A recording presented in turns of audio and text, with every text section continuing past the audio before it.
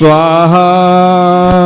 यह संस्थिता सकल बाढ़ में तत्व बोधा, दुद्भूत बुद्धि पटोक नाथे।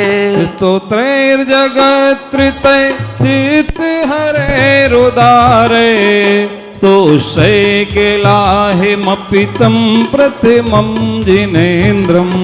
ॐ ह्रीमरं नमो हि जिणानां ध्रों ध्रों नमः। ॐ ह्रीं श्रीं क्लीं गुलुं नमः स्वाहा। सकलार्थं सिद्धेणं दीपकं स्थापयामि करोमि स्वाहा। बुद्ध्या दीपकं स्थापयामि करोमि स्वाहा। तुम गुणान् गुण समुद्र शशांक कांतान्, कस्ते क्षमा सुरगुरु प्रतिमोपि बुद्ध्या। कल्पांत काल पवनोदत नेत्र चक्रम, को वातरी तुमल मंबुनिधिं भुजाभ्याम्। ॐ ह्रीमरं नमो सर्वो हि जीर्णानां ध्रों ध्रों नमः। ॐ ह्रीं श्रीं क्लीं जलयात्रा जल देवताभ्यो नमः। दीपकं स्थापयामि करोमि स्वाहा। सोहम नमो नमः। दीपकं स्थापयामि करोमि स्वाहा। अल्पसुतं सुतिवतां परिहासताम्, कोकिलः किल मधु मधुरं विरोति, तच्चामृचारु कलिका निकरैके हेतु। ॐ ह्रीमरं नमो कुट्टबुद्धिणं ध्रों ध्रों नमः। ॐ ह्रीं श्रां श्रीं श्रूं स्रः हं सं थ थ थः ठ ठ सरस्वती भगवती विद्या प्रसादं कुरु कुरु। दीपकं स्थापयामि स्वाहा। तत्संस्क्रांत क्रांत लोक मल नीलम शेष मासु, सूर्यांशु भिन्न विशार्वर मंधकारम। ॐ ह्रीमरं नमो बीजबुद्धिणां ध्रों ध्रों नमः। ॐ ह्रीं हं सं श्रां श्रीं क्रों क्लीं सर्वदुरित संकट क्षुद्रोद्भव कष्ट निवारणं कुरु कुरु। दीपकं स्थापयामि स्वाहा। मतभेद किरणा कुरुते प्रवैवे, पदिमा कुरे सुजलि जानि विकासे भागे। नमो संभिं सोदारणं झों झों नमः। ॐ ह्रीं श्रीं क्रों झीं रः रः हं ह नमः। दीपकं स्थापयामि करोमि स्वाहा। नाद्यद्भुतं भुवने भूषण भूषणात्, भूतेर्गुणैर्भुवि भवन्तिमविष्टुवन्ता। तुल्या भवन्ति भवितो ननु तेन किं वा, भूत्यासितं नैना विषमं करोति। ॐ ह्रीमरं नमो स्वयं बुद्धिणं ध्रों ध्रों नमः। जन्म सध्यान्तो जन्मतो वा मनोत्कर्ष, धृतावादी नौर्यानां शान्ता भावे प्रत्यक्ष बुद्धान् मनो। ॐ ह्रां ह्रीं रौं रः श्रां श्रीं श्रूं स्रः सिद्ध बुद्ध कृतार्थो भव भव षट्। दीपकं स्थापयामि करोमि स्वाहा। दृष्ट्वा मदीनां झों झों नमः। ॐ ह्रीं श्रीं रं सः रौं रां ह्रीं द्रां द्रीं द्रौं द्रः मोहिनी सर्वजनवश्यं कुरु कुरु। दीपकं स्थापयामि करोमि स्वाहा। संपूर्ण मंडल पृथ्वी वज्र श्रृंखला मानसी महामानसी। दीपकं स्थापयामि करोमि स्वाहा। निर्धूम वर्तिरपवर्जित तेल पूरा, क्रस्तन जगत् प्रियमिदं प्रगटीकरोसि। गम्यो न जाना दीपो परैष्टिमतिना जगत प्रकाशा। ॐ ह्रीमरं नमो चौदस्पुविणं झों झों नमः।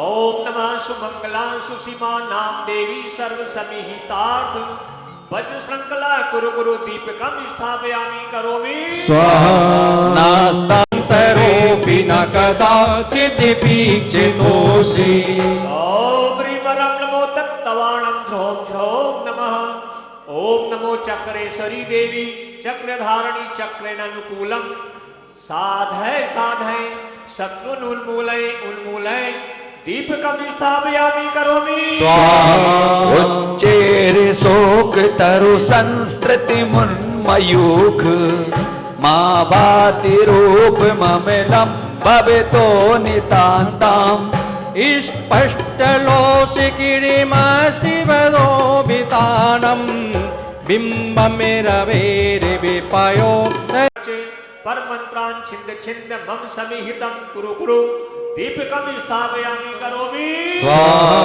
इत्थं तथा तव विभूतिर्भुजनेन्द्रम् धर्मोपदेशन विधो न तथा परस्य यादग्निप्रवादिनी कृता प्रहितान्धिकारा तादा कृतो गृहि गणेश विकासिनोऽपि ओम ह्रीं वरं नमो सर्वो सही पत्ताणं ध्रों ध्रों नमः ओम नमो भगवते अप्रतिचक्रे एं क्लीं पुलुं ओम ह्रीं मनोवांछित सिद्धयै नमो नमः अप्रतिचक्रे ह्रीं ठाठा दीपकम स्थापयामि करोमि च्योतन्मदाबिलबिलोलिकपोलमूल मत्तद्भ्रमर भ्रमर नाद विबुद्धिकोपम् ऐरावताव विमुद्तमापतन्तं दृष्ट्वा वयं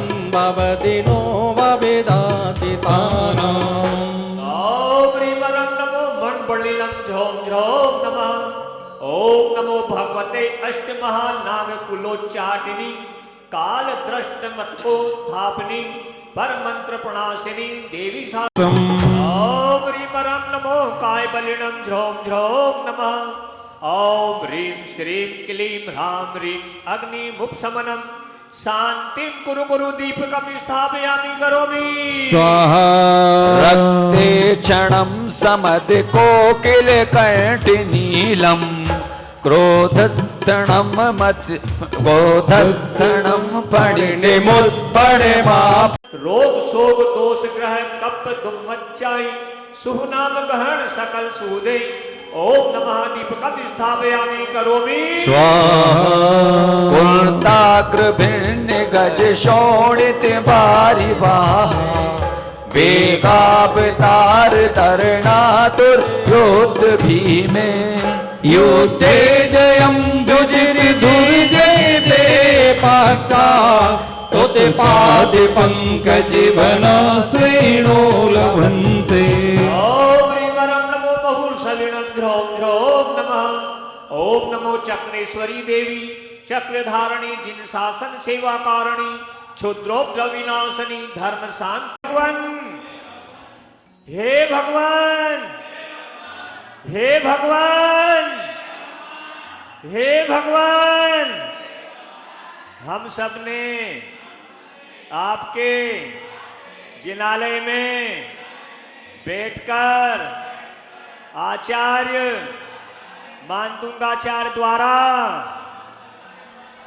रचित भक्तामर महास्तोत्र पाठ के माध्यम से दीप अर्चना की। उस दीप अर्चना में हमने मन से वचन से काय से अर्चना करने में प्रमाद किया हो तो वह हमारा दोष मिथ्या होवे मैं उस दोष की आलोचना करता हूँ। हे भगवान उस दोषों की आलोचना करता हूँ। नमोस्तु भगवान नमोस्तु भगवान नमोस्तु भगवान। क्षमा करो भगवान मंत्रहीन आए जो जो देवगण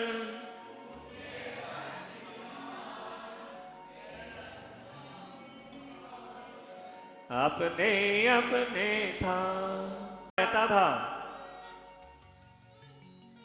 वह जंगल से लकड़ी काटकर और बाजार में बेचकर अपना जीवन यापन करता था। रोज की भांति वह लकड़हारा जंगल में जाता, लकड़ी काटता और बाजार में बेचकर अपना भरण पोषण करता था। एक दिन की बात है, लकड़हारा जंगल में जा रहा था तो जाते समय वह देखता है कि एक वृक्ष के नीचे पत्थर की शिला के ऊपर एक मुनिराज बैठे हैं। दूर से देखता है तो मन में विचार करता है कि कोई साधु महात्मा यहां पर बैठे हैं, तपस्या कर रहे हैं। धीरे धीरे करीब जाता है और देखता है कि इनके शरीर पर तो कोई वस्त्र भी नहीं है।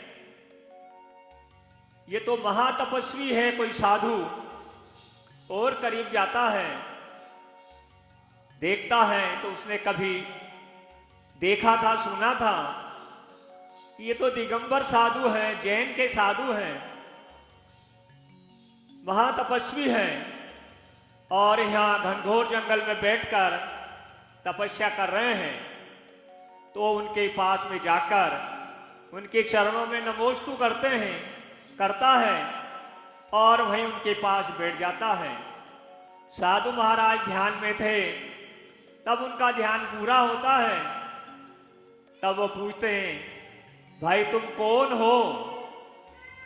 तो लकड़हारा कहता है कि यही जंगल के पास में एक गांव है, उस गांव में मैं रहता हूं और इस जंगल से लकड़ी काटकर अपने परिवार का भरण पोषण करता हूं। गुरुदेव से निवेदन हाथ जोड़कर करता है कि मैं बहुत गरीब हूं, बहुत परेशानी में हूं। आप कोई उपाय बताइए जिससे मेरी ये परेशानी और गरीबी दूर हो जाए। तो गुरु महाराज कहते हैं कि भाई तुम नमोकार मंत्र का पाठ रोज किया करो। कोई भी काम करो तो पहले नमोकार मंत्र का पाठ करो, फिर उसके बाद काम किया करो। तो लकड़हारा हाथ जोड़ के कहता है कि मैं तो जानता ही नहीं हूं नमोकार मंत्र क्या होता है और मुझे आता भी नहीं, मैं तो अनपढ़ हूं। तो गुरु महाराज उसको नमोकार मंत्र पढ़ाते हैं, बताते हैं, नमो अरिहंताणं, नमो सिद्धाणं, नमो आयरियाणं, नमो उवजायाणं, नमो लोये शब्द सावणं। गुरु महाराज कहते हैं बोलिए। तो उसको सिर्फ ऊपर का एक ही पद नमो अरिहंताणं का याद रहता है और बाकी याद नहीं रहता है।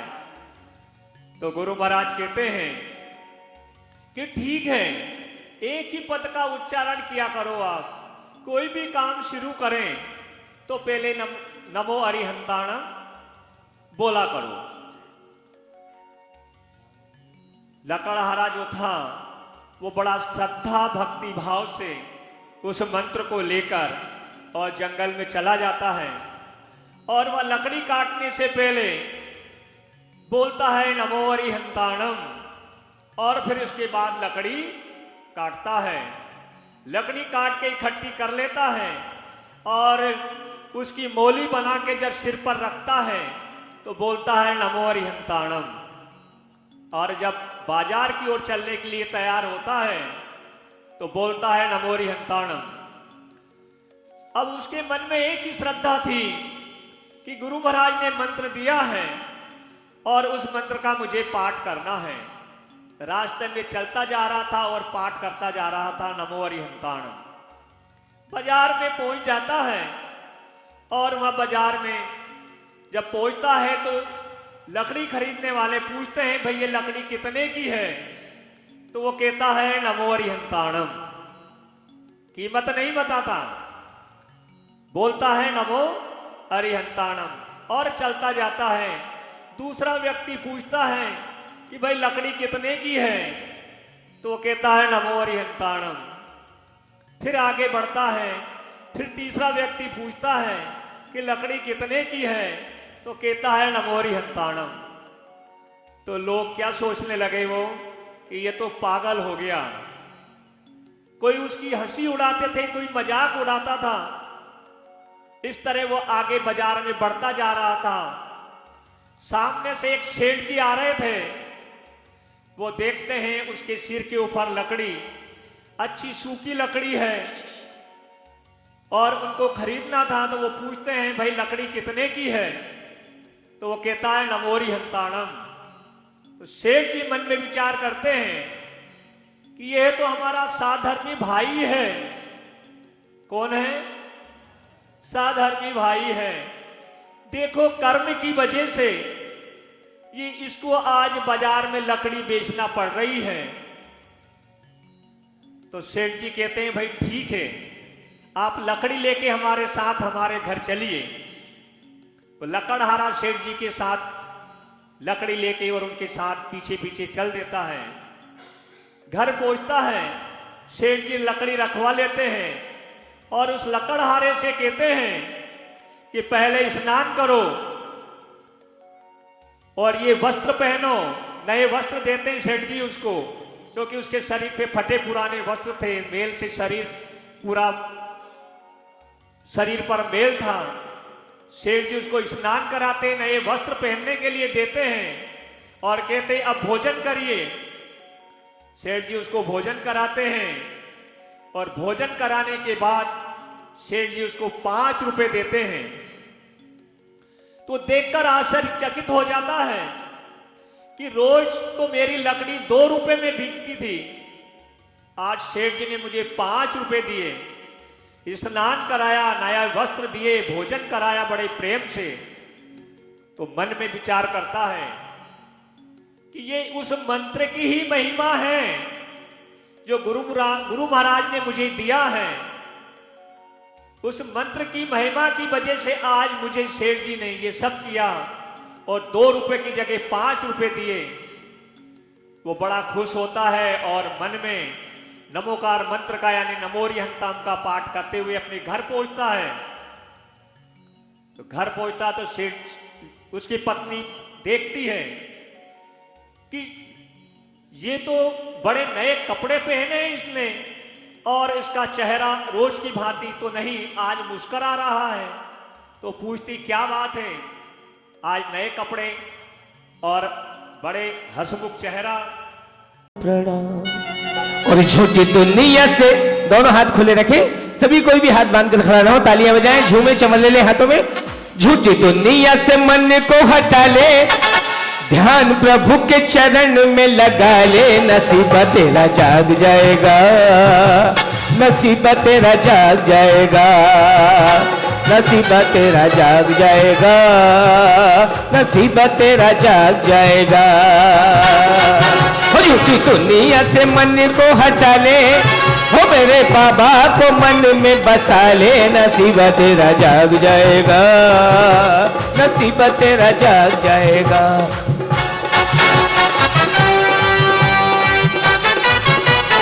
हो ये विधि मंगल आरती कीजे, पंच परम पद भज सुख लीजे, पंच परम पद भज सुख लीजे।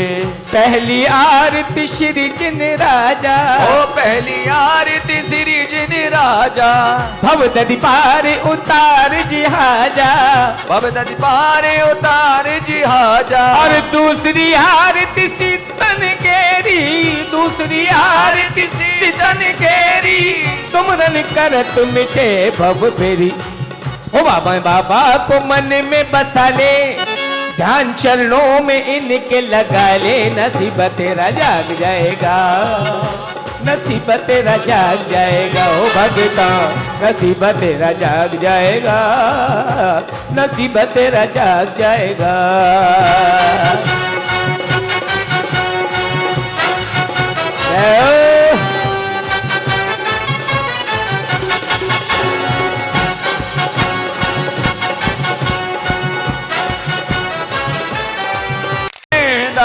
जन्म मरण दुख दूर करिंदा, जन्म मरण दुख दूर करेंदा। चौथी आरती साधु तिहारी, कुमति विनाशन शिव अधिकारी, ओ कुमति विनाशन शिव अधिकारी। बाबा को मन में बसा ले, दीप चरणों में इनके जला ले, नसीब तेरा जाग जाएगा, नसीब तेरा जाग जाएगा। ओ भगता नसीब तेरा जाग जाएगा, नसीब तेरा जाग जाएगा।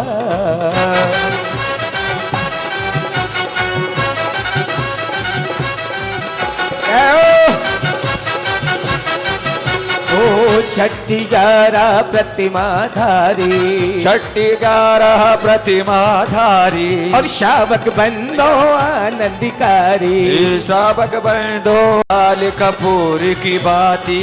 जगमग ज्योत जले दिन राती, ओ जगमग ज्योत जले दिन राती।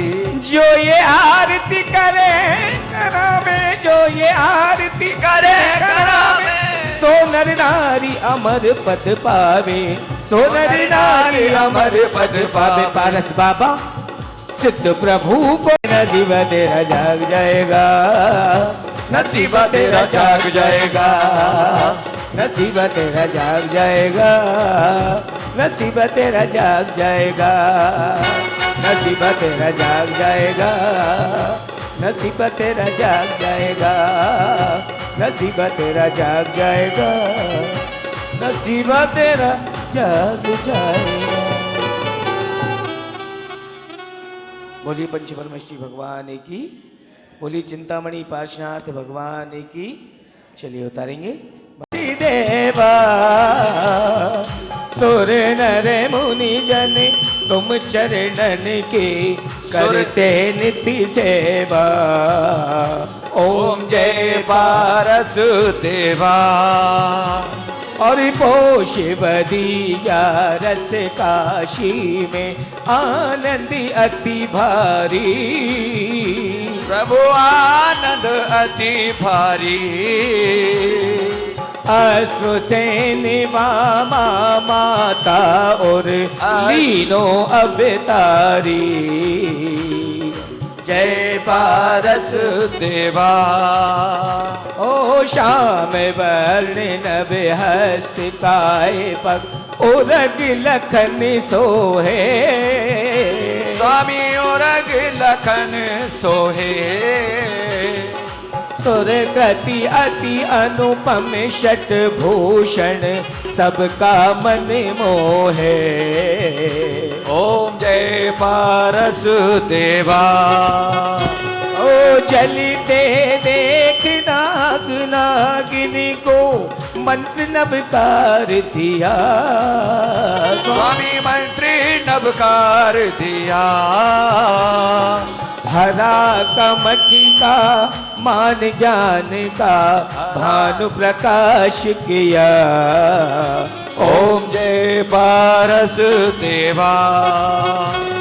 और मात पिता तुम्हें स्वामी मेरे आस करूं मैं किसकी। स्वामी आस करूं मैं किसकी। तुम बिन दूजा और न कोई। तुम बिन दूजा और न कोई। शरण गहूँ किसकी। ओम जय पारस देवा। ओ तुम्हें परमात्म तुम्हें अध्यात्म तुम्हें अंतर्यामी। स्वामी तुम अंतर्यामी। स्वर्ग मोक्ष पदवी के दाता, स्वर्ग मोक्ष पदवी के दाता, त्रिभुवन के स्वामी। ओम जय पारस देवा, और तुम ही हो मेरे,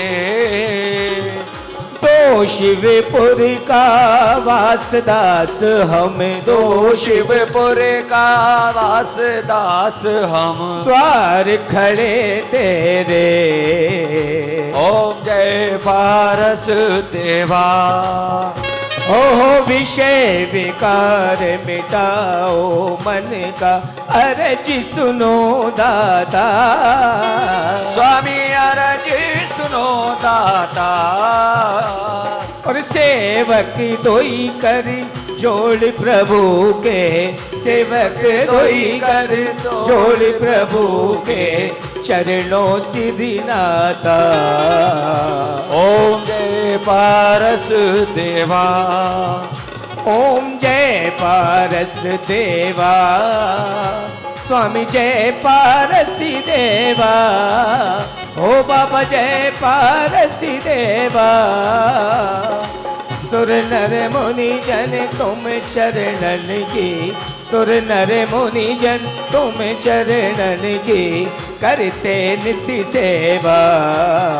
ओम जय पारसी देवा, ओम जय पारसी देवा। ओम दर्शन में पाने आया, आरती करने आया हो, तू ही मन में समाया सिद्ध प्रभु, तेरे चरणों में आया सिद्ध प्रभु, तू ही मन में समाया सिद्ध प्रभु, तेरे चरणों में आया सिद्ध प्रभु।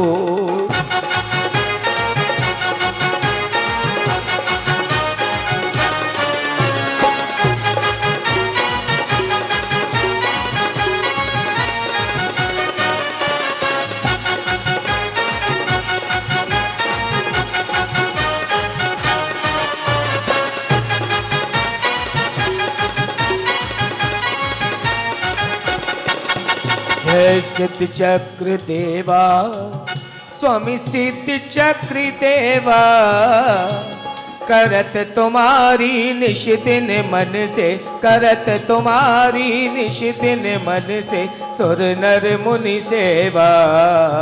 जय सिद्ध चक्र देवा, सावरण दर्शनावरणी, मोह अंतिराया, मोह अंतिराया। था आज हम सिद्ध चक्र विधान के उपलक्ष्य में हमने सोचा कि हम जैन धर्म के एक और बहुत ही बहुमूल्य सिद्धांत जो कि 12 भावनाएं हैं, उसका एक नाटिका के माध्यम से आप सभी को उसका इंट्रोडक्शन करवाते हैं। तो आइए हम स्टार्ट करते हैं आज की नाटिका, जिसका कि नाम है चेतन राजा और 12 भावना। बोलिए देवाधिदेव चिंतामणि।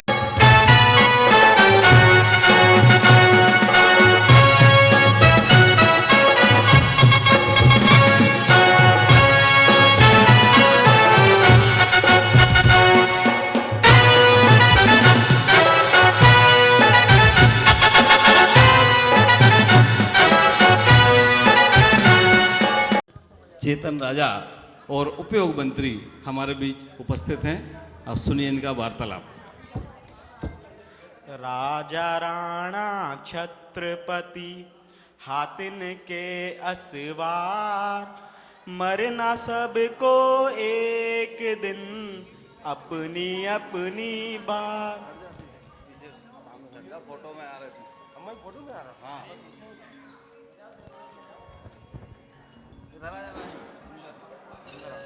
मंत्री, तुम ये क्या गुनगुना रहे हो?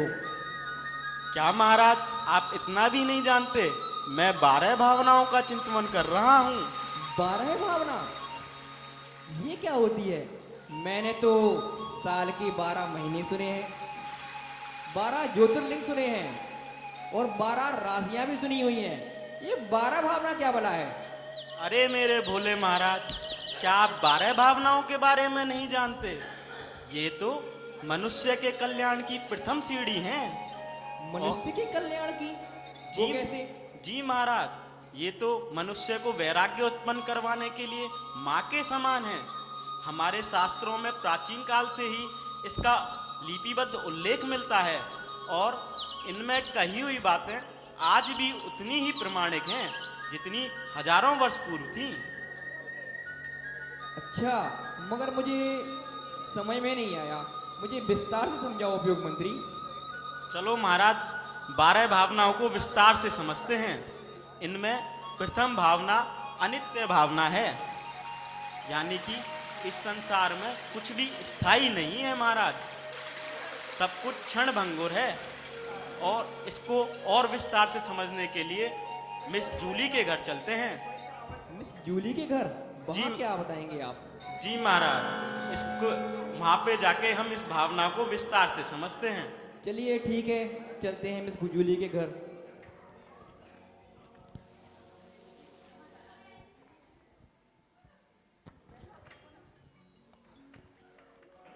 Hello Sandy. लगाओ बिल्कुल मुंह के पास।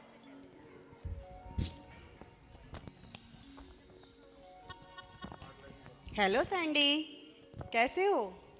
अरे डियर, तुम्हें तो पता ही है मुझे मूवी देखने का कितना शौक है। बस हमेशा की तरह फिर बहाना मारना शुरू कर दिया। अरे चलो छोड़ो, तुम तो हमेशा की तरह फिर बहाना ही मारते रहना। मेरे पास वैसे भी साइना का फ़ोन आ रहा है। हेलो हेलो, हाँ साइना कैसी है? अरे इस बार की किट्टी में तो मज़ा ही आ गया। नेक्स्ट किट्टी भी तुम्हारी तरफ से है ना? अच्छा, अरे ड्रिंक का तो तुम ख्याल रखना और ताश का भी ज़रूर से भूल नहीं जाना। अरे बहू, अरे ओ अच्छा। बहू, कहाँ अरे हो? एक मिनट रुको। आप फिर आ गए चुसा हुआ आम समूह लेके। आपको वीर अतिवीर सन्मति महावीर से फुर्सत मिल जाए ना तो फिर घर के काम भी देख लेना। सारे घर के काम पड़े हुए हैं, झाड़ू पोंछा बर्तन कपड़ा सारा कुछ पड़ा हुआ है। इनको ना बस धर्म धर्म धर्म और आत्मा की बात करा लो, और कोई काम नहीं है। अरे बहू, ये सब काम तो हो जाएगा। तू मुझे सारा मंदिर छोड़िया, यही तो मंदिर के लिए ही तो बोल रही हूँ। अरे अभी मेरी उम्र ही क्या है अम्मा, मुझे अभी तो मैं जवान हूँ। आपको तो और कुछ काम है नहीं, बस चलो। अरे बेटा, तेरी उम्र में मैं भी ऐसे ही करती थी। सहेलियों के साथ पिक्चर देखने चली जाती थी, क्लबों में चली जाती थी। अब देखो मेरे से चला नहीं जाता मंदिर तक, खाती हूँ तो कुछ खा नहीं सकती हूँ। ये शरीर बिल्कुल अनित्य है, ये सारा संसार अनित्य है। जैसे उन अंजलि में पानी निकल जाता है, ऐसे ही जवानी निकल जाती है। चलो चलो ठीक है, मैं सोचूंगी इस विषय में। अभी आप चलो, मुझे और भी काम है। कि ये शरीर नश्वर है और आत्मा ही नित्य है। इसी तरह हमारे इस संसार में सभी चीजें अस्थायी हैं महाराज। इसीलिए तो कहते हैं महाराज। महाराज इसीलिए कहते हैं भैया, इसीलिए कि जीवन में जो समय मिला है उसका सदुपयोग कर लो। कि पारस बाबा की, महावीर स्वामी की करते रहो जय जयकार। तो उपयोग मंत्री, फिर इस संसार में कोई और शरण नहीं है क्या? महाराज, इस संसार में कोई भी शरण व्यक्ति के कल्याण के योग्य नहीं है, किंतु सच्चे देवशास्त्र गुरु की शरण ही व्यक्ति के कल्याण की कारी है। और सच्चे देव वही हैं जो वीतरागी हैं, सर्वज्ञ हैं, हितोपदेशी हैं। और सच्चे शास्त्र वही हैं जिन्हें अरियंत देव ने अपनी वाणी में कहा है। और सच्चे गुरु वही हैं जो ज्ञान ध्यान तप में लीन रहते हैं, 5 महाव्रत 5 समितियों का पालन करते हैं। और इसको विस्तार से समझने के लिए हम सेठ करोड़ीमल के यहाँ चलते हैं महाराज। चलिए सेठ करोड़ीमल के यहाँ चलिए ठीक है, इसका मतलब ये है कि जो हमारे भगवान पार्षद बैठे हुए हैं बीतरागी, ये सच्चे देव हैं, और जो सुबल सागर जी हैं वो सच्चे गुरु हैं। जी महाराज। चलिए करोड़ों विमल जी क्या चलते हैं। लाजो, अरे ओ लाजो, तना किते तो आओ। अरे दिन भर बस लाजो लाजो लाजो के बिना कोई काम नहीं सरत इनको। इतने नौकर चाकर हैं घर में, फिर भी दिन भर लाजो लाजो करत रहते हैं। अरे बैठ तो इते लाजो, कह रहे हो? बात तो सुन। पतो है ये बार नकली घी बेच के करोड़न को फायदा भाव गड्डियां। अरे जा गड्डी तो हमरे हाथ ही में शोभा देता, ये तो बस हमें ये दे दो। रख ले मेरी लाजो, रख ले। अब जा तो बताओ, नोटन की गड्डी की तो बातें बहुत हो गई।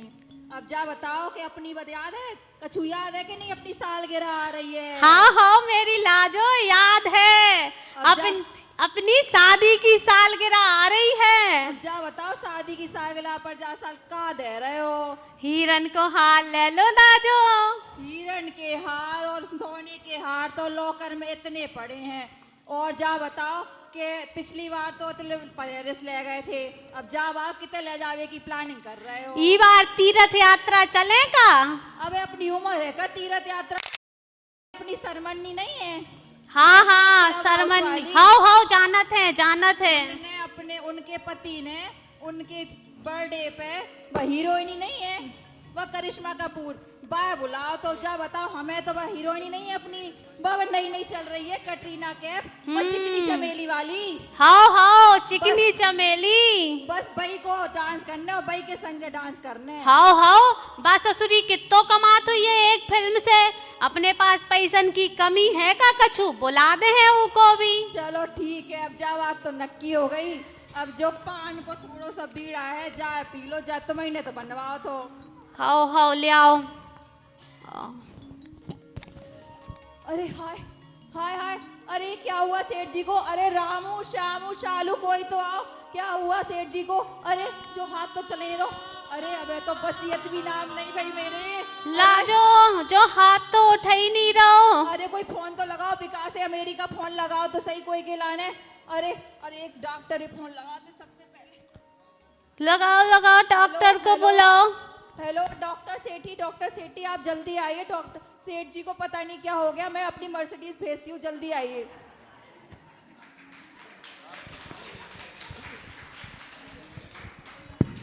अरे मैडम जी, मैं मंदिर में पूजा पाठ कर रहा था, आप इमरजेंसी में बुला लेते हो। बताओ क्या हुआ है? मंदिर में पूजा पाठ तो बाद में हो जाएंगे, सबसे पहले जो सेठ जी देखो, अबे तो बसियत भी नाम नहीं करी हमरे। क्या हुआ इनको? डॉक्टर साहब जो हाथ नहीं उठ रहा और जो मुंह में भी बोलत नहीं बन रहा ढंग से, देखो तो क्या हो गया है। अच्छा इनकी उम्र कितनी है? होएगी 60-70 साल की होएगी डॉक्टर साहब। 70 साल? और मुझे पता है इन्होंने बीड़ी सिगरेट गुटखा वो अभी छोड़ा है कि नहीं छोड़ा? अरे डॉक्टर साहब हमरे बीड़ी सिगरेट तो फॉरेन से आते, हम ब्रांडेड पीते, नकली नहीं पिए हैं। अरे सेठानी जी, सिगरेट तो सिगरेट है, जहर। सेठ जी जरा ये बाजू तो उठाओ।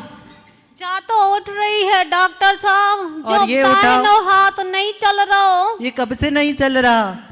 अबे बैठे बैठे ही नहीं उठ रहा। अभी तो हम सेठानी से बातें कर रहे थे कि कैटरीना के संग नचे। अरे सेठ जी ये कोई उम्र है तुम्हारी कटरीना के साथ नाचने की? अच्छा ये बाजू उठा के बताओ। माँ नहीं उठ रही सेठ। डॉक्टर साहब देखो जरा, कछु करो। ओहो देखते हैं, चलो।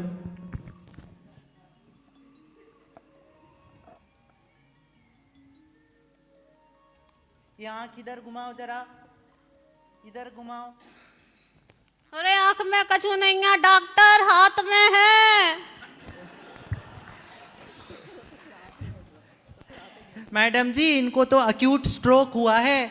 ये जो बीड़ी सिगरेट गुटखा ये सब लेते रहते थे, और फिर इनकी उम्र भी तो इतनी है। जो स्ट्रोक का होता है डॉक्टर साहब। अरे लकवा अदरंग।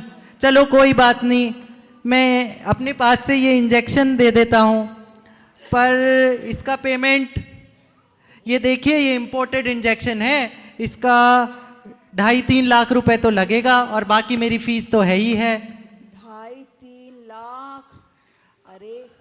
करोड़ों रखे हैं, सब हमारे तो होंगे इनके बाद। ठीक है डॉक्टर साहब। पर पहले ही कह देते हैं कम से कम 3-4 महीने लगेंगे इनके हाथ को ठीक होने में। ब्रेन का एक हिस्सा डैमेज हो गया है। हाथ तो ठीक हो जाएगा ना डॉक्टर साहब, बस हाथ ठीक हो जाए बस। ठीक है, लगाते हैं।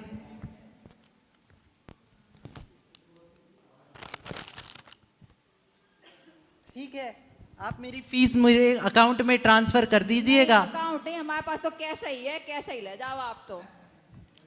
मैडम जी ये तो बड़ा कम है, कम से कम एक गड्डी तो और बनेगी। नहीं गिनो तो सही, पूरे हैं, ज्यादा ही होंगे, कम नहीं होंगे। अच्छा चलो, पर ये बता देता हूँ कि तुरंत असर नहीं आएगा इस उम्र में, कम से कम 3-4 महीने लगेंगे और सेवा भी करनी पड़ेगी। ठीक है, अब मैं चलता हूँ, मेरा दूसरा अपॉइंटमेंट है। लाजो, ओ लाजो, वो डॉक्टर तो नोटन की गड्डियां लेके चलो गो, जो हाथ तो ठीक भाव ही नहीं है।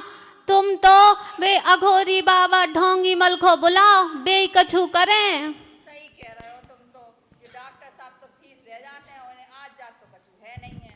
अब एक काम करते हैं, रामू से ढगोरी बाबा डोली मल को बुला लेते हैं। अरे रामू, बे ढोंगी मल अघोरी बाबा के आश्रम में कहलवा तो पहुंचा दो कि वे आ जाएं। अलख निरंजन, अलख निरंजन, अलख निरंजन। क्या हुआ सेठानी जी, क्या बात हो गई? सेठ जी क्या हुआ आपको? बाबा की जय हो बाबा। बाबा जो हाथ नहीं उठ रहा हो, अब तो मैं इस कछु कर पे हो बाबा। वो डॉक्टर पैसा लेके चलो गो बाबा, अब जो नहीं बतो ले गो डॉक्टर। सेठानी जी कितना पैसा ले गया? अब सब बात है तुम्हें का करने, तुम तो जा बताओ। आप तो क्या अब इनको हाथ कैसे सही हुए? वो पहले ये बताओ कितना पैसा ले गया वो? पैसा? हाँ। पैसा तुम आप पहले अपनी बताओ, फिर उनकी बताएंगे। वो तुम्हें पानी का इंजेक्शन लगा गया। अच्छा हाँ, आप बताओ। और तुम्हारे पैसे भी बेकार चले गए। बाबा बाबा ही कछु करो बाबा, कछु करो जो सही करो हाथ। बिल्कुल ठीक हो जाओगी, चिंता मत करो सेठ जी, बिल्कुल ठीक हो जाओगे। लेकिन हमारे आश्रम के लिए आपको 2 लाख रुपए का दान देना पड़ेगा, क्योंकि हमें 108 ब्राह्मणों को भोजन कराना है, और हम आपकी उसके लिए ठीक होने के लिए हमें हवन कराना पड़ेगा। इस करके आपको 2 लाख रुपए देने पड़ेंगे। बोलो मंजूर है? ठीक है, कछु बस इनको हाथ सही कर दो, 2 का 2.5 लाख दे देंगे। पहले बस जाए कि इनको हाथ हुआ तो बस ये था। हाथ बिल्कुल ठीक हो जाएगा, आप चिंता मत करो। अभी हम इनको झाड़ा लगाते हैं, ऐसा झाड़ा लगाएंगे ये 2 दिन में ठीक हो जाएंगे। डॉक्टर तो 5 महीने की कह रहा था, हम इसको 2 दिन में ठीक कर देंगे। ठीक है बाबा।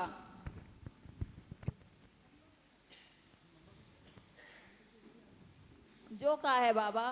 बबूती है हमारी बबूती है ये। इसको लगाने से बिल्कुल ठीक हो जाएंगे, आप चिंता मत करो। जहाँ में कुछ मिलावट तो नहीं है? नहीं, ओरिजिनल माल है बिल्कुल। डॉक्टर की तरह पानी नहीं लगाया हमने।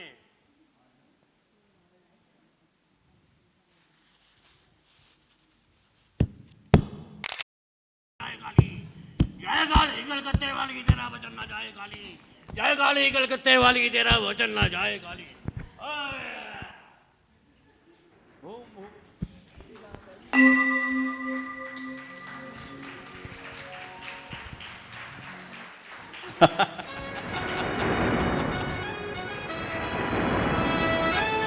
बाबा सबको झाड़ा लगा दो। अरे भैया जी को मत लगाओ, वो तुम्हें लगा देंगे।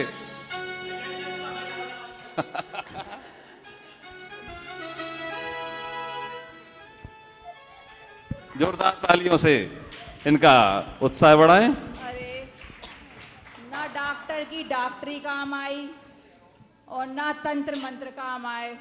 नोटन की गड्डी हती बे और चली गई। अब मैं किसकी शरण में जाऊं?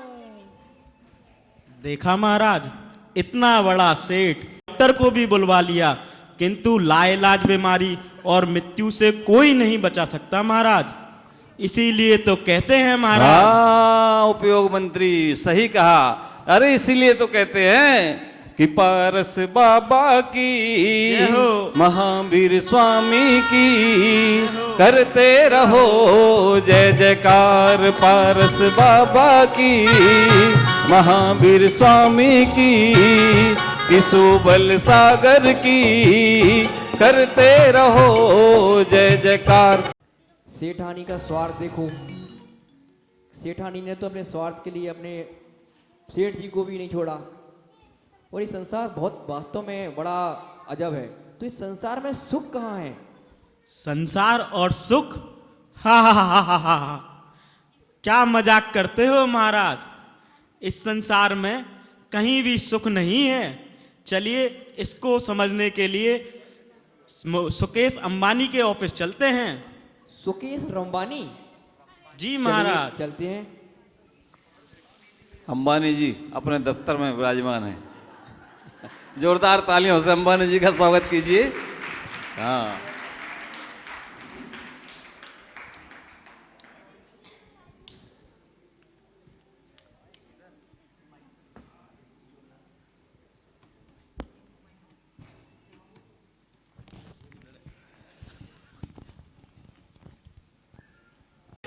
पगार बढ़ा दो मालिक, बिटिया का ब्याह करना है, पगार बढ़ा दो मालिक। तुम फिर आ गए अपने दुखड़े लेके। अरे मालिक, बच्चुआ को डॉक्टर के दिखाना है। तुमको पता नहीं पहले यहाँ कितनी परेशानी चल कल रही की है। छुट्टी दिला दो। अरे पहले यहाँ परेशानी, तुमको पता है कितनी परेशानी चल रही है। कंपनी के शेयर डूबते जा रहे हैं और कंपनी नीचे जा रही है। सुकेश अडानी हमसे आगे जा रहा है, तुमको अपनी पड़ी है। वो जो जर्मनी वाला सौदा था वो उसके कारण से 100 करोड़ का जो प्रॉफिट होना था वो 99 करोड़ का हो गया। इतना बड़ा नुकसान हो गया, तुमको अपनी पड़ी है। मेरे को तो 6 दिन से नींद नहीं आ रही है। अरे मालिक, आपको कहाँ पैसे की दिक्कत है? गाड़ी है, बंगला है, कपड़े हैं, सब कुछ है आपके पास। सब कुछ तो है, लेकिन ये इतना बड़ा नुकसान हो गया तो इसको कौन भरेगा। चलो तुम जाओ केसर के पास, अपने पैसे ले लो, जो होगा देखेंगे। कैसे पैसे दो? बोला देखा महाराज, ये है संसार का हाल। यहाँ इतना बड़ा मल्टी मिलेनियर सुकेश अंबानी भी दुखी है और गरीब नटवर लाल भी दुखी है। इसीलिए तो कहते हैं महाराज। अरे हाँ भैया, हाँ इसीलिए कहते हैं। क्या कहते हैं कि पारस बाबा की, महावीर स्वामी की, करते रहो जय जयकार जय जयकार। ये मौका, ये अवसर आए न बार बार, ये मौका आए न बार बार। पारस बाबा की, महावीर स्वामी की, करते रहो जय जयकार। भोग पुण्य फल हो एक इंद्री क्या इसमें लाली, कुतवाली दिन 4 वही फिर खुरपा और जाली। मानुष जन्म अनेक विपत्ति में कहीं न सुख देखा, पंचम गति सुख मिले सुबह शुभ को में टोले खा। पंचम गति सुख मिले सुबह शुभ। मंत्री, मैं तो समझता था कि सुकेश अंबानी बहुत अमीर आदमी है और मुझे आज मालूम चला कि इतना अमीर आदमी भी दुखी है। तो उपयोग मंत्री फिर संसार में अपना कौन है और पराया कौन है? महाराज, इसको समझने के लिए तो आपको अन्यत्व और एकत्व भावना को समझना पड़ेगा। अन्यत्व और एकत्व भावना, ये क्या है उपयोग मंत्री? महाराज, इन भावनाओं को समझने के लिए मिस्टर ओबरॉय के घर चलते हैं। उनके यहाँ इस समय कोई आया भी है और गया भी है। चलिए महाराज। अरे इतने सुबह सुबह कौन आ गया, देखती हूँ। अरे शिप्रा बेटा तू, अरे तू आ गई? अरे बेटा, तुझे तो देखने के लिए तरस गई थी। ला मुझे हैंडी दे दे बेटा। इतनी दुखी क्यों लग रही है माँ तू? शिप्रा बेटा। क्या हुआ माँ, रो क्यों रही है तू? क्या हुआ? शिप्रा बेटा, पापा कहीं दिखाई नहीं दे रहे। आज हम मिल ले अपने पापा से। पापा? तो उनसे रात में बात तूने मुझे बता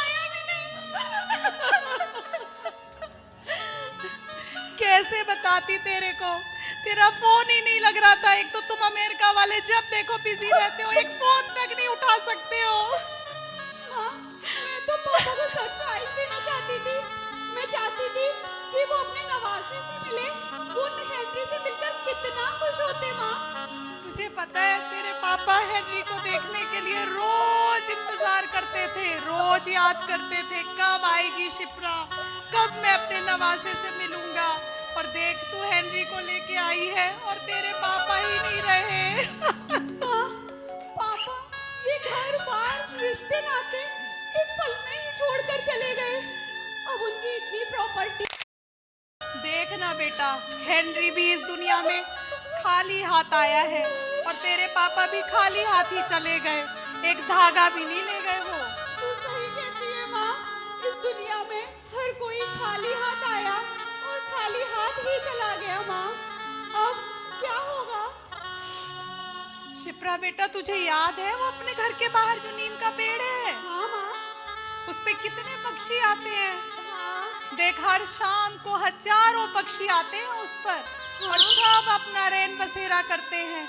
लेकिन सुबह सब अपनी अपनी दिशा में चले जाते हैं। बात तो तेरी ठीक है माँ। इस दुनिया में हर कोई अकेला ही आया है। देख हेनरी भी अकेला ही आया है और सब एक दिन अकेले ही चले जाने हैं। यही तो एकत्व भावना है बेटा। हाँ माँ, हर कोई इस दुनिया में अकेला ही आया है और अकेला ही चला जाएगा। यही एकत्व भावना है। बेटा तू थक गई होगी, अब तू आराम कर ले, मैं हेनरी को संभालती हूँ। हाँ माँ।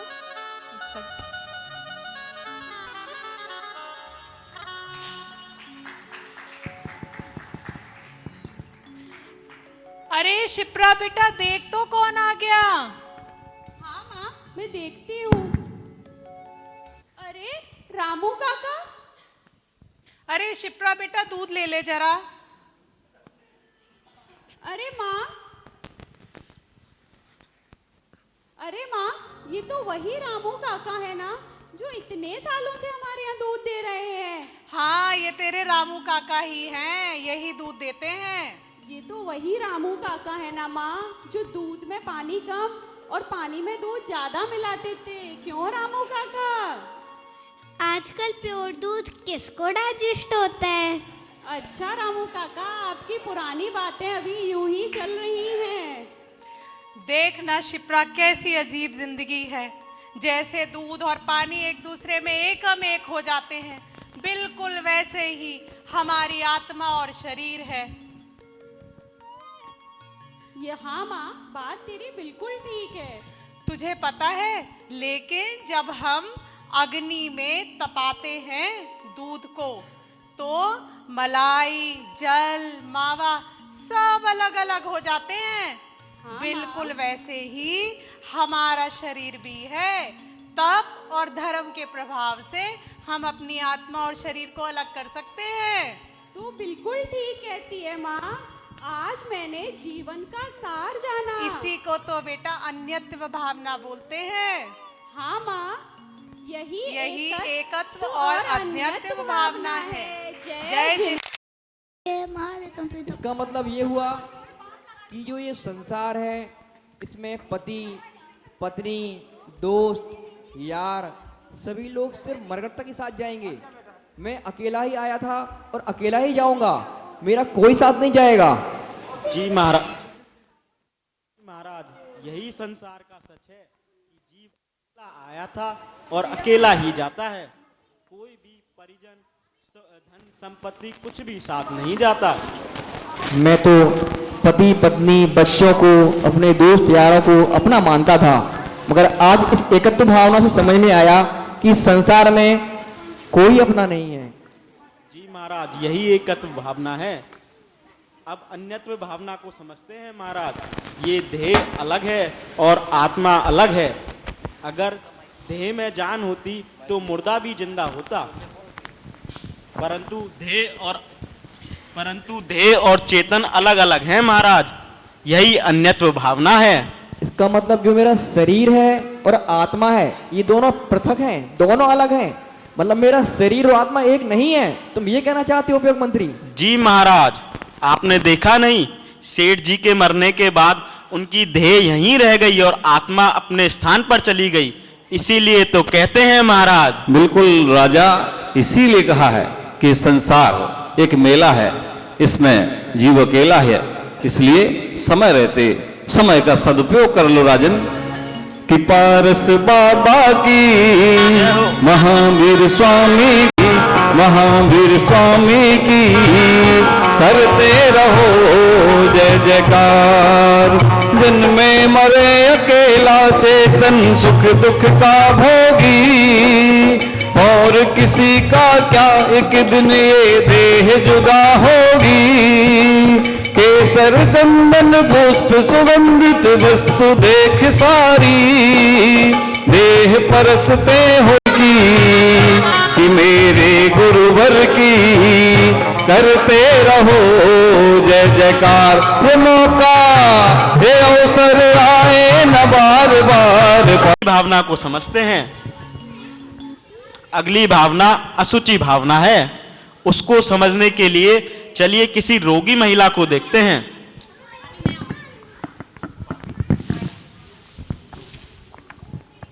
Hello hello hello.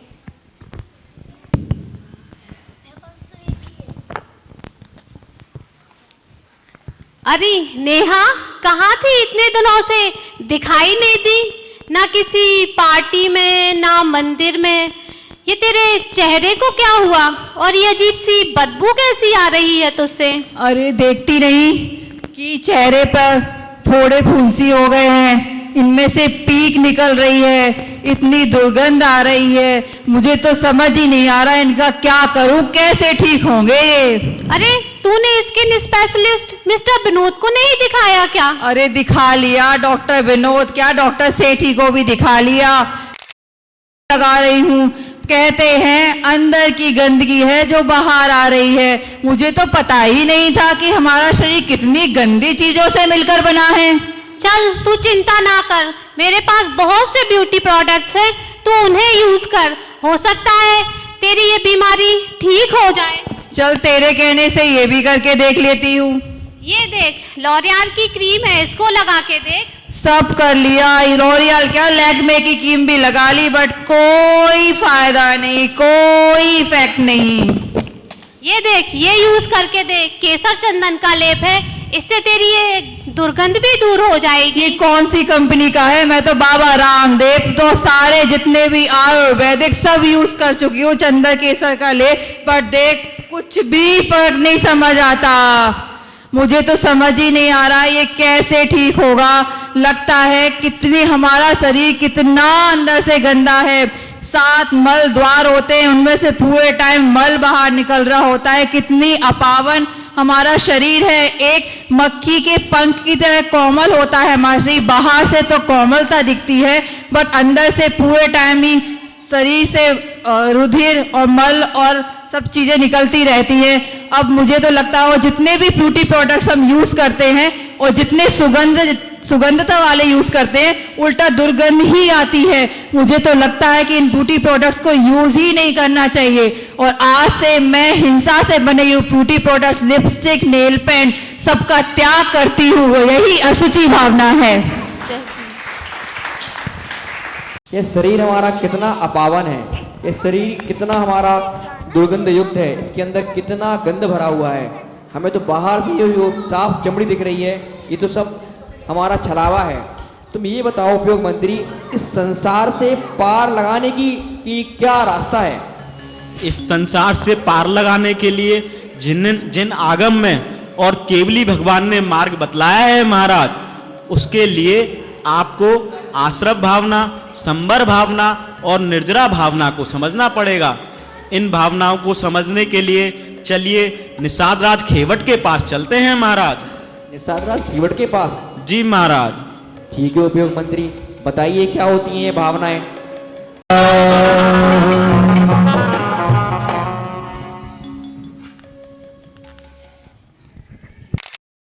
ना तो डूबने वाली है। अरे दिखाओ, तुम्हारी नाव में तो छेद हो चुका है, जिससे पानी ऊपर आ रहा है और तुम्हारी नाव डूब रही है। इसका कोई तो हल होएगा। अरे तनिक सब्र तो रखो, हमें सोचन दो। अरे हाँ, एक तरकीब है। नगर में बड़े साधु सुबल सागर जी महाराज आए हैं। वो कहते आश्रफ कहते हैं, पर आने से कम जब रुक जाते हैं उसे संवर कहते हैं। ऐसे ही जब तुम्हारी नाव में पानी आ रहा है और मैं उसमें डांट ला दूंगा तो पानी आना रुक जाएगा, जैसे संवर आश्रफ को रोकते हैं। ठीक है, हम यही करते हैं। ये लो डांट, बचा लो अपनी नाव को। ठीक है भाई।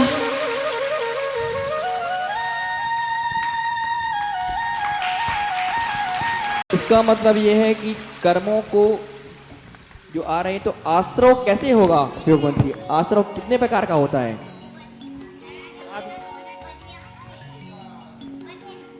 महाराज, इसी प्रकार हम आश्रव और संवर का चिंतन करके अपनी नैया को पार लगा सकते हैं।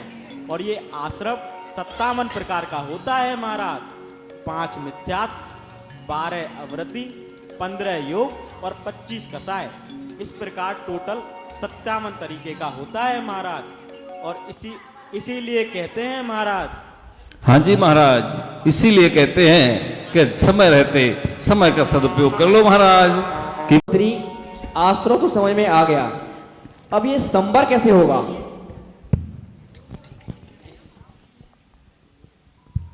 महाराज, इस संवर के लिए तो ये हमारे नगर में विराजमान चतुर्विध संघ यही ज्वलंत उदाहरण है महाराज। जिस प्रकार ये महाराज 22 वर्षों को सहन करते हैं, 5 महाव्रत, 5 समिति और 3 गुप्तियों का पालन करते हैं, यही संवर है महाराज। इसी प्रकार संवर होता है। अर्थात संवर का मतलब कर्मों का रुकना। ठीक है उपयोग मंत्री, मुझे समझ में आ गया। पर अभी इसके आगे निर्जरा कैसे होगी? चलिए महाराज, निर्जरा को समझने के लिए हम लोग गुंजा दीदी के पास चलते हैं। सब्जी ले लो, सब्जी। अरे सीता, ये क्या तुम कच्चे केले लेके आगे से कौन खाएगा? अरे सी गीता, बिल्कुल उसी प्रकार जिस प्रकार निर्जरा 2 प्रकार की होती है, सभी पाक निर्जरा और अभिपाक निर्जरा। पहला सभी पाक निर्जरा, जिसमें कर्म आते हैं, अपना अच्छा और बुरा फल देकर चले जाते हैं, लेकिन इससे हमारा कुछ सरने वाला नहीं है, क्योंकि जब तक एक कर्म आकर अपना फल देते हैं तब तक दूसरे कर्म आ जाते हैं। लेकिन अभिपाक निर्जरा में ऐसा नहीं है।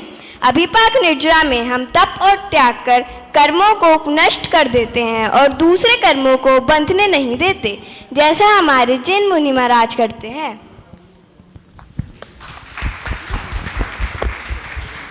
मैं तो अभिपाक निर्जरा ही करूंगा, मतलब कर्मों के आने से पहले ही मैं अपने तप के द्वारा उनकी कर्मों की निर्जरा करूंगा, जैसे मुनि महाराज करते हैं, अपने आप को तप करके और सारे वो करके। मगर ये बताओ उपयोग मंत्री कि अब ये होगा कैसे? इसके लिए तो महाराज आपको संवर सहित तप करना होगा। यह तप 12 प्रकार का होता है महाराज। 6 प्रकार का अंतरंग तप और 6 प्रकार का बहिरंग तप। अंतरंग तप जो मन के माध्यम से किया जाता है और मन की शुद्धि के लिए किया जाता है महाराज। बहिरंग तप जो देह को कष्ट देकर शरीर आत्मा के कल्याण के लिए किया जाता है महाराज। और इसीलिए तो कहते हैं महाराज। हाँ महाराज, इसीलिए कहते हैं कि समय रहते जय जयकार कर लो, धर्म का काम कर लो, अच्छे काम कर लो, ताकि परलोक में सदगति फलो। पारस बाबा की, महावीर स्वामी की, महावीर स्वामी की, करते रहो जय जयकार।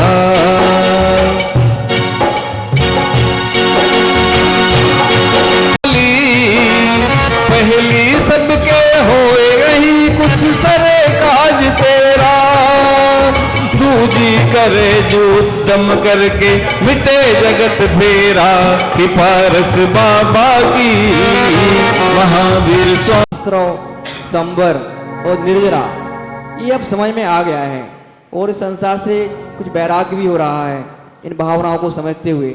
मगर मुझे ये बताओ उपयोग मंत्री, निर्जरा करने से हम जाएंगे कहाँ? महाराज, इसके लिए तो आपको 3 लोक की संरचना समझनी होगी महाराज। 3 लोक की संरचना वो क्या होती है? जी महाराज, इसको समझने के लिए हम प्रतिमाधारी गुंजा दीदी के पास चलते हैं। गुंजा दीदी जो अभी यहाँ पर सुबलसागर महाराज जी के साथ आई हुई हैं? जी महाराज। चलिए बताइए महाराज, कैसे होगा उपयोग मंत्री, समझाइए मुझे। चलिए महाराज, दीदी के पास चलते हैं। वंदना दीदी, वंदना। कृपया करके हमें 3 लोक की संरचना के बारे में समझाइए। जी हाँ, आज हम जानेंगे जैन शास्त्रों में वर्णित लोक की रचना। यही लोक जो कि मृदंग की आकृति का है, जैन धर्म का प्रतीक भी है। हमारे शास्त्रों के अनुसार इस लोक में 3 हिस्से हैं। अधोलोक जिसे नरक कहते हैं, मध्यलोक जिसमें मनुष्य और तिर्यंश रहते हैं, ऊर्ध्वलोक अर्थात स्वर्ग जहां देव रहते हैं।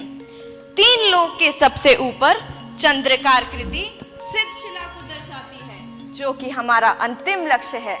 उसके नीचे 3 बिंदु सम्यक दर्शन, सम्यक ज्ञान व सम्यक चारित्र के प्रतीक हैं, जो सिद्ध शिला तक जाने का मार्ग भी बताते हैं। उसके बाद स्वास्तिक का चिन्ह बना होता है। इसकी 4 भुजाएं संसारी जीवों का प्रतिनिधित्व करती हैं। ये 4 प्रकार के संसारी जीव हैं: देवगति, मनुष्य गति, तिर्यंच गति व नरक गति। यह स्वास्तिक हमें प्रेरणा देता है कि हम संसारी चक्र को छोड़कर रत्नात्रय द्वारा सिद्ध शिला तक पहुंचना है। खुली हुई हथेली जैन धर्म के महान सिद्धांत अहिंसा को बताती है, जिसमें बना ये चक्र धर्म चक्र को इंकित करता है। इसमें बनी 24 रेखाएं 24 तीर्थंकरों द्वारा दिए गए उपदेशों को बताती है। जिस प्रकार 24 तीर्थंकरों ने संसारी चक्र को छोड़कर मोक्ष प्राप्त किया है, उसी प्रकार हम भी उनके बताए मार्ग पर चलकर मोक्ष प्राप्त कर सकते हैं। अंत में लिखा गया मोक्ष शास्त्र का सूत्र परस्परोग्रहो जीवानम, सभी जीवों को परस्पर प्रेम व सहयोग के सूत्र में बंधने की शिक्षा देता है। अब हम जानते हैं कि जैन धर्म में जहाँ एक ओर अहिंसा, प्रेम, सहयोग और मैत्री को दर्शाता है, वहीं दूसरी ओर यह संसारी चक्र को छोड़कर रत्नात्रय द्वारा सिद्ध शिला तक जाने का मार्ग भी बताता है। समझे राजा जी? गुंजा दीदी ने तो बहुत ही बढ़िया समझाया। एक 3 लोक की संरचना तो बड़ी अद्भुत है, और आज मुझे पहली बार समझ में आया कि ये 3 लोक क्या होता है। मतलब अधोलोक से मध्यलोक, मध्यलोक से देवलोक और देवलोक से मुझे सिलसिला तक जाना है। तो उपयोग मंत्री मुझे ये बताओ, इस सिलसिला पे जाने का रास्ता क्या है? सिद्धशिला तक जाने के लिए तो महाराज आपको सम्यक ज्ञान को समझना पड़ेगा। ज्ञान यानी बोधि यानी ज्ञान, जो कि अत्यंत दुर्लभ है। यही बोधि दुर्लभ भावना है, और इसके लिए हमें इस दुर्लभ ज्ञान को समझना पड़ेगा महाराज। इसको समझने के लिए हम संघ की बड़ी दीदी के पास चलते हैं और उनसे सम्यक ज्ञान के बारे में समझते हैं। चलिए चलते हैं। इसलिए कहते हैं लोग हम लोग आपके पास सम्यक ज्ञान के बारे में समझने आए हैं। कृपया कर हमारा मार्गदर्शन करें। सम्यक ज्ञान बोधि दुर्लभ भावना के द्वारा ही समझा जा सकता है। बोधि मतलब बुद्धि, ज्ञान, और दुर्लभ मतलब जो कठिनता से प्राप्त होता है, वही बोधि दुर्लभ भावना है। और ये जो बोधि दुर्लभ भावना का जो दोहा है, धन कन कंचन राज सुख सबई सुलभ कर जान, दुर्लभ है संसार में एक जथारत ज्ञान।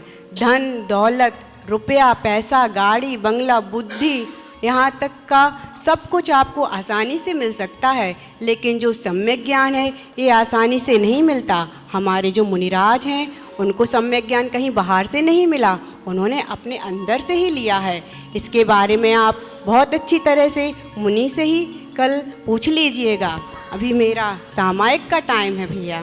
जय जिनेंद्र। जय जिनेंद्र दीदी। दुर्लभ है। तो इसका मतलब सम्यक दर्शन, सम्यक ज्ञान और सम्यक चारित्र, यही सच्चा धर्म है। जी महाराज, जो व्यक्ति को संसार से पार लगावे, जो व्यक्ति का कल्याण करे, वही सच्चा धर्म है। और वह सच्चा धर्म सम्यक दर्शन, सम्यक ज्ञान और सम्यक चारित्र रूप ही है महाराज। और इसीलिए तो कहते हैं महाराज। हाँ महाराज, इसीलिए कहते हैं कि ये मनुष्य जन्म बड़ा दुर्लभ है, दुर्लभता से मिलता है। और उस पर भी जैन धर्म मिलना तो अति से अति दुर्लभ है। इसलिए आप जैन कुल में जन्मे हैं, जैन धर्म आपको मिला है, मनुष्य जन्म मिला है, तो इसका सदुपयोग कर लें। सदुपयोग करें कैसे? कि पारस बाबा की, महावीर स्वामी की करते रहो। कल्पवृक्ष, इससे क्या होता है? अरे तुम कल्पवृक्ष नहीं जानते। कल्पवृक्ष के आगे तुम जो इच्छा करोगे वो पूरी हो जाएगी।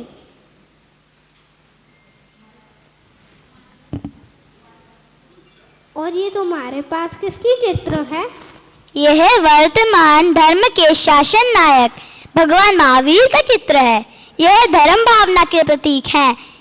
तुम्हारा कल्पवृक्ष तो मांगने पर ही फल देता है, किंतु धर्म तो बिना मांगे संसार और मोक्ष दोनों को ही सुख को देता है। यही धर्म भावना है। देखा, बहुत बढ़िया महाराज। इसीलिए तो कहते हैं पारस पत्थर, कामधेनु, चिंतामणि रत्न, ये सब तो सिर्फ एक भव में ही काम आते हैं, किंतु जिनेंद्र देव की भक्ति भव भव से पार लगा देती है। यही स्वर्ग का द्वार है और अनुक्रम से मोक्ष का रास्ता है। इसीलिए तो कहते हैं 24वां भगवान की जय हो। हाँ जी, इसीलिए कहते हैं कि पारस बाबा की, महावीर स्वामी की करते रहो जय जयकार। मौका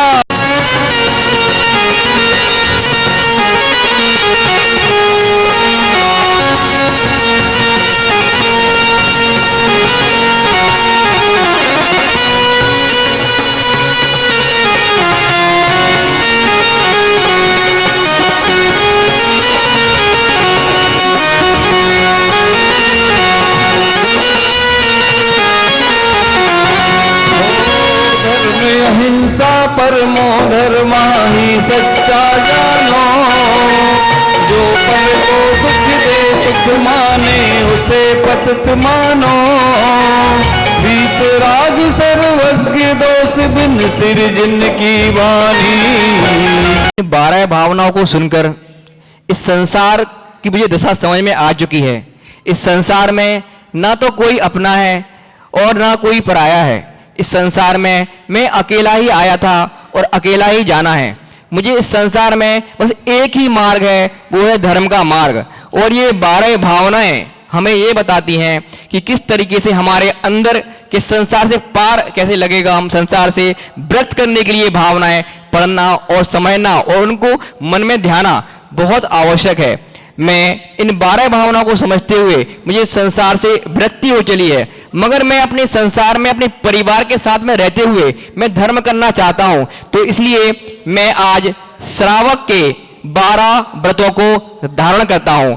मैं 5 अणुव्रत, 4 शिक्षा व्रत और 3 गुण व्रतों को धारण करके अपने जीवन के कल्याण का मार्ग शुरुआत करता हूं। मैं परम पूज्य आचार्य गुरुदेव सुवर सागर जी मुनि महाराज के संग में यहाँ पर रहते हुए अपना कल्याण करता हूं। जय जिनेंद्र। जय जिनेंद्र।